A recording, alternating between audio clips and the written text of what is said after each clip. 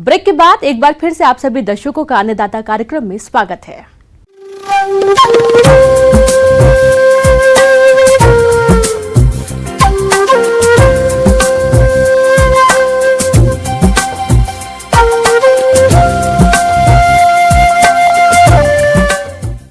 मौसम विभाग की रिपोर्ट पर साप्ताहिक कृषि सलाह इस प्रकार है।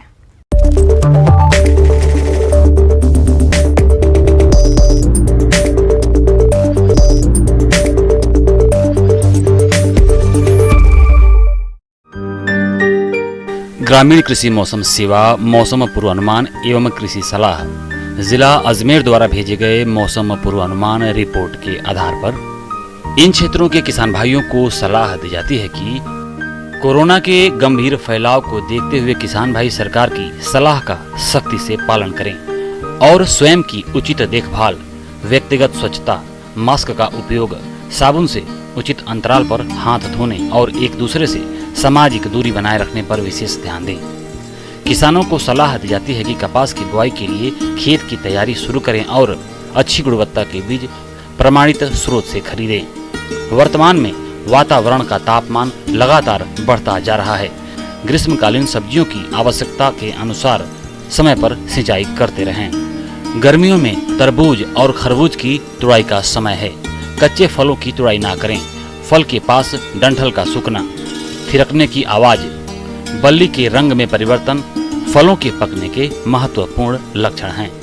सिंचाई के तुरंत बाद यानी 12 से 24 घंटे तक फलों की तुड़ाई ना करें।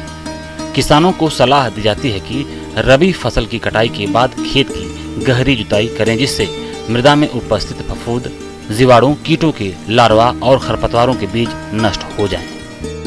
आम के बाग में फलों को गिरने से रोकने के लिए किसान भाइयों को सलाह दी जाती है कि 15 दिन के अंतराल पर NAA 20 से 25 मिलीग्राम और प्लानोफिक्स 0.4 मिलीलीटर प्रति लीटर पानी की दर से घोलकर छिड़काव करें।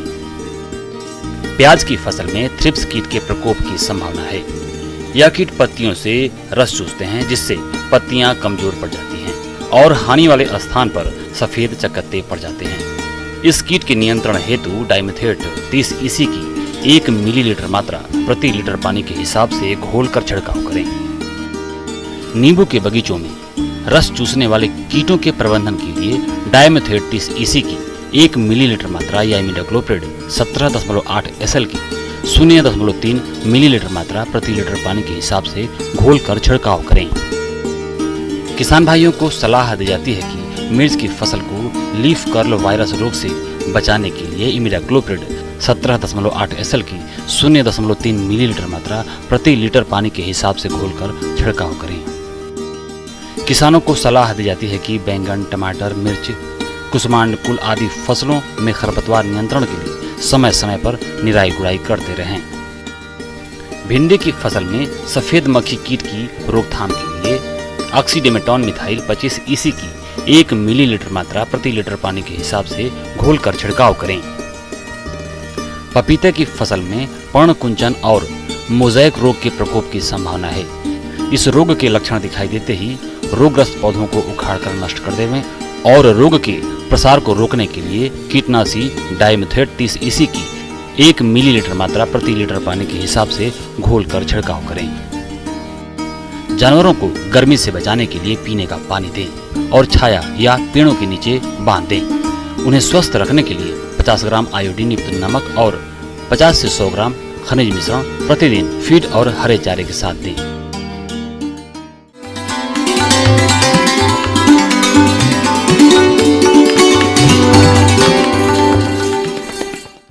आइए जानते हैं अन्नदाता निःशुल्क फोन के माध्यम से पूछे गए समस्याओं का समाधान। आज की अन्नदाता हेल्पलाइन में हमने जिस प्रश्न को शामिल किया है उसे पूछा है जिला टोंक के जगजीवन राम ने। आपने बेर के पौधों की कटाई छटाई के बारे में जानकारी चाहिए है, तो इसके लिए देखिए कार्यक्रम का यह अंश।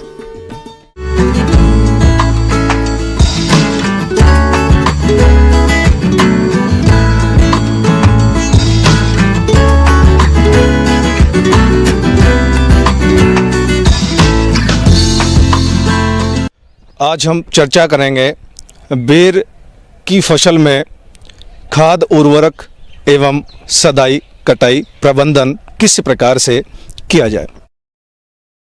तो हम बात करें कि भारत के प्राचीन फलों में से बेर एक फल है और इसे गरीबों का सेब कहा जाता है, क्योंकि इसमें अनेक खनिज तत्व और विटामिन से इसमें पाए जाते हैं जो हमारे स्वास्थ्य के लिए लाभकारी होते हैं। और बेर से जैसे कैंडी, मुरब्बा, ये उत्पाद भी बनाए जाते हैं।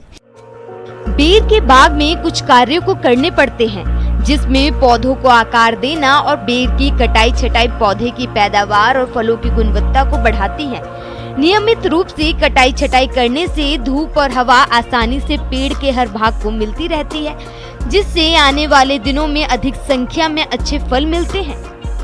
हम बात करते हैं कटाई छटाई की, तो इस समय कटाई छटाई के लिए बहुत उपयुक्त समय है। और अगर हम हर वर्ष बेर की पौधों की कटाई छटाई करेंगे तो अच्छा उत्पादन प्राप्त होने की संभावना रहती है। अगर कटाई छटाई हम समय पर नहीं करते हैं तो अच्छा उत्पादन प्राप्त नहीं होता है। अब हम बात करते हैं कि किस प्रकार से बेर के पौधों की कटाई छटाई की जाए।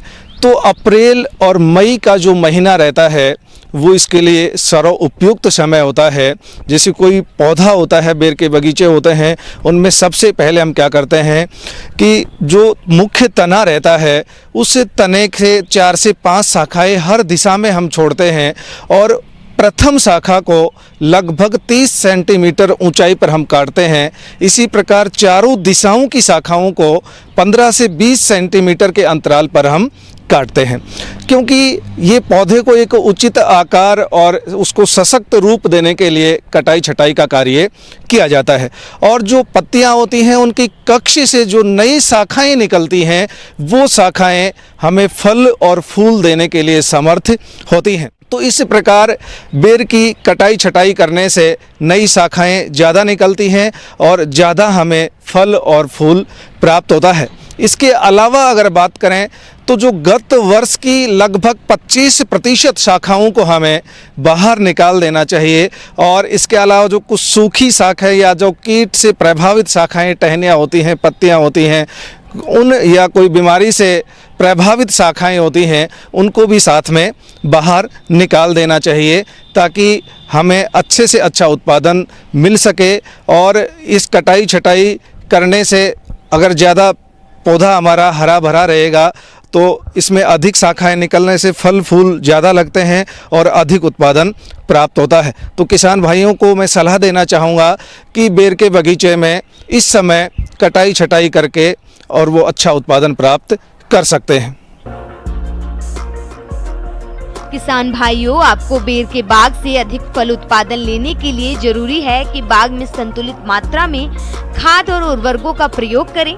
इसके लिए 5 साल से अधिक उम्र के पौधों में गोबर की खाद 40 kilo, urea 1.20 kilo, super phosphate 1.75 kilo, muriate of potash 250 ग्राम का प्रयोग करते हैं, जिसमें यूरिया की आधी मात्रा और फास्फोरस और पोटाश की पूरी मात्रा जुलाई माह में और शेष यूरिया की मात्रा नवंबर माह में प्रयोग करते हैं। ऐसा करने से बेर की अच्छी फलत मिलती है। पौधा हमारा हरा भरा रहेगा तो इसमें अधिक शाखाएं निकलने से फल फूल ज़्यादा लगते हैं और अधिक उत्पादन प्राप्त होता है। तो किसान भाइयों को मैं सलाह देना चाहूँगा कि बेर के बगीचे में इस समय कटाई छटाई करके और वो अच्छा उत्पादन प्राप्त कर सकते हैं। किसान भाइयों, कृषि संबंधित समस्या और सुझावों के लिए आप हमें इस पते पर संपर्क कर सकते हैं। प्रोड्यूसर अन्नदाता news 18 Rajasthan, Ramoji film city, Hyderabad 501512। साथ ही आप हमें ईमेल भी कर सकते हैं। हमारा ईमेल है p18annadatarajasthan@nw18.com। इसके अतिरिक्त आप हमें निःशुल्क हेल्पलाइन नंबर 1800889216 पर सोमवार से शनिवार सुबह 10 बजे से शाम 4 बजे के बीच संपर्क कर सकते हैं। अब समय हो रहा है आपसे विदा लेने का। कल फिर मुलाकात होगी कृषि से जुड़ी महत्वपूर्ण जानकारियों के साथ। नमस्कार।